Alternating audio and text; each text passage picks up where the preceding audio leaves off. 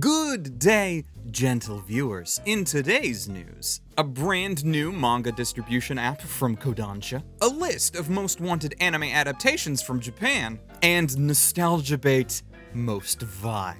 So, without any further ado, I am Tristan Gallant, and welcome to Glass Reflection. Let's jam.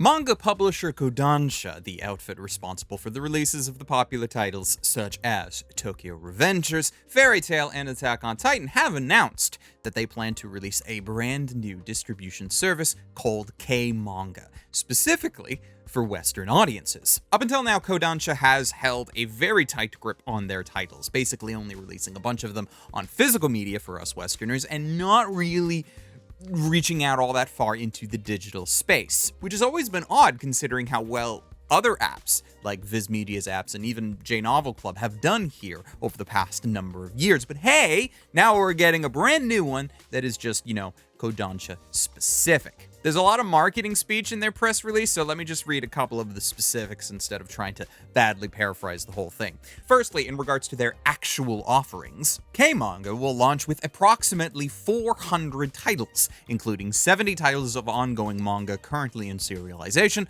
across a multitude of genres, including action, thriller, isekai, romance, and fantasy. Users will have access to K-Manga's library and will be able to read limited chapters of manga for free, with a bunch of asterisks. Now, it doesn't specify how any of that is going to actually work or what their inevitable payment plans will cover. I found that there's not really a uniform way for Western manga apps or light novel apps to work in this regard. They've all had their various quirks and things that they do differently. Viz's app, for example, if you are a member and pay their monthly fee, you get full access to a massive truckload of chapters from their most popular shonen titles. Shonen being very specific. And it is kind of insane in a number of ways. However, outside of those offerings, even with a member subscription, some of the more lesser known or less popular titles need to be purchased individually in order to be read. The membership is not a free pass to everything that they have. It just happens to be super great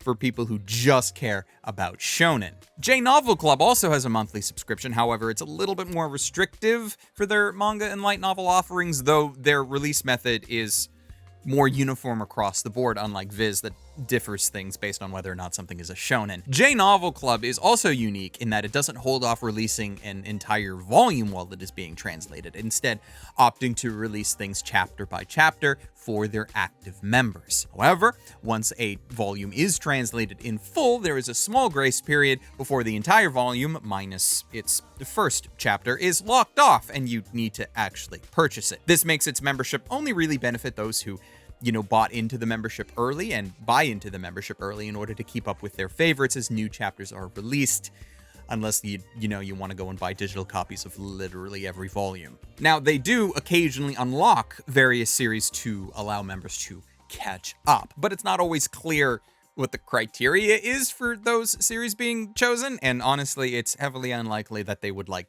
constantly unlock popular titles when, they could just charge for them instead. So looking at how K-Manga is describing things, it could be that the latest and greatest ongoing series will be unlocked for its members, but their archive will be heavily limited to just a couple of taster chapters and not much else. We won't know for sure, though, until the service is launched. Beyond memberships, though, the press release did specify through footnotes that the amount of free manga that can be read per day is limited and varies from manga to manga. So, in other words, don't rely on being a free member in order to enjoy anything. This is going to be a paid service and should be treated as such. Personally, I am hopeful that this new service will actually offer things that we Western fans are interested in, even if it means, yet another monthly subscription to keep on top of if you want to have access to literally everything. Honestly, I'll probably only join up if I happen to be itching to read anything that they have on offer, but will hold off otherwise. My Viz membership has lapsed and will continue to do so until I feel like there is enough built up of the series I care about to actually jump back in. Though J-Novel still gets my monthly money because they keep spoon-feeding me chapters of Ascendance of a Bookworm on a weekly basis, and I can't stop reading it. Worst case, though, for K-Manga is that their app turns out to be a mess and it's a pain to do anything with it. Because, even though I do give money to J-Novel regularly, their app is atrocious on mobile and it's a pain to sort through their offerings. So hopefully J-Novel will fix that, and also hopefully K-Manga doesn't take cues from them, but we'll have to see. Now, before we continue, I wanted to give shoutouts to supporters of this channel over on Patreon, because yes, this video is not sponsored, and the more support that we get over there, the less sponsors that Glass Reflection will need at any given time. So an immense thank you, especially to patrons like Ryfen Bonaparte, Ross Emerson, Omar Showman, Hector Montemayor, Wago221, Deluxe Flame, and City Yamako. We cannot continue this at all without your support, so however much you are able to help, I am eternally grateful. Sony Music Solutions recently released the results of a Japan-only poll for AnimeJapan's 6th most wanted anime adaptation. AnimeJapan being a massive convention that takes place over at the Tokyo Big Sight, and this poll specifically, while not being a one-to-one list of what will eventually get adapted, has always been an interesting indicator. This year, the manga, Hyperinflation, about a boy who can generate money from his body and seeks to buy his sister from slavery, has topped the chart. I can't actually speak about this series more than that because not even the high seas have translated a copy of this manga for Western readers. Perhaps now, though, that it has been shown to be popular in Japan, this might be rectified in the future. Whether it gets adapted or not, though, is anyone's actual guess, but it's leaning more on the positive side considering this poll's history. Last year, the web manga Senpai is a Boy topped at #1 in the charts, and while, yes, the high seas do have that one now, it oddly enough came out around this time that the poll was released. But that one has yet to see an anime adaptation or even a proper manga, because usually what we see from web manga and web novels is that they will first get a light novel or proper manga release before it eventually transitions into an anime. But Senpai is a Boy has yet to receive either such honor, even though 4 out of the top 10 from last year have in fact seen announcements for anime adaptations. Though heck, if you go back far enough, like even to 2021's list, you see things like Spy Family taking #6 on the ranking, and #1 for that year, The Dangers in My Heart, is set to receive an adaptation next season of this year. So that's why I'm talking about this, because it's an interesting bellwether for what we might see in the anime space in a number of years. Sure, none of the titles in this year's top 10 list are easy to find or are even translated, but considering the poll's history of adaptations, it's safe to say that a number of the titles from this year's list will become anime, even if it takes a number of years to get there, which does make a little bit of sense from my understanding, because most anime production studios are booked a number of years in advance, so even if a production committee for Hyperinflation was formed today, it would be a while until a series was actually produced. Though there was, oddly enough, a manga PV for Hyperinflation that was released last year. I'm not going to show it here, though, because it was weirdly lewd, and honestly, I don't take chances with YouTube anymore. If you are curious, however, I will leave a link in the description, both to the full list of the poll and also to that PV.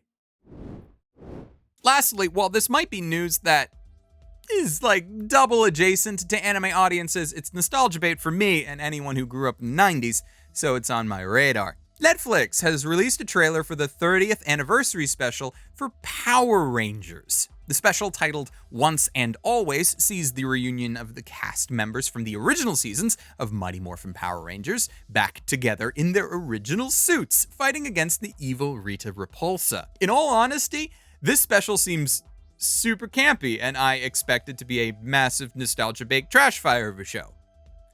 But I'm gonna love it. There are certain things revealed in this trailer which I think are like actually super cute from a design perspective. Rita Repulsa as a villain has a mask covering her face throughout the entire trailer, which is hilarious considering that the original series just used an overdubbed English voice actor onto the Japanese actress of the Sentai villain, Bandora. And since, they just want to make this whole thing nostalgia bait, but not actually, bring back the Japanese actress, because why would they? That's Sentai footage, not Power Ranger footage. They just gave her a mask. I just thought that's cute. Now, the special is dedicated to the former Yellow and Green Rangers of the original series, as unfortunately both actors have passed before the filming on this special began. Though apparently, since the plot discusses time travel and Rita attempting to stop the Power Rangers from becoming Rangers in the first place, there are a number of scenes in this trailer that include both the Yellow and Green Power Rangers in combat. So how they plan to narratively explain that, who knows? And considering how camp it is going to be, who cares, really? I don't think it's going to be all that terrible at all, at least for fans. At least that's what I would say, except the trailer doesn't give us any indication that this special will include the most important thing for an original Power Rangers reunion. The thing that it absolutely needs to have if it wants to fully nostalgia bait us without holding back. And that is the quintessential Power Ranger duo of Bulk and Skull, who are not in this trailer at all, and from what I can tell are uninvolved with the special. So from a nostalgia perspective, it's already ruined and will never be great.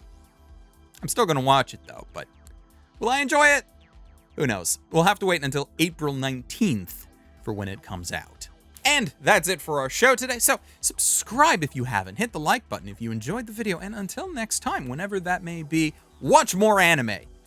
And Power Rangers and Sentai, of course. And stay frosty.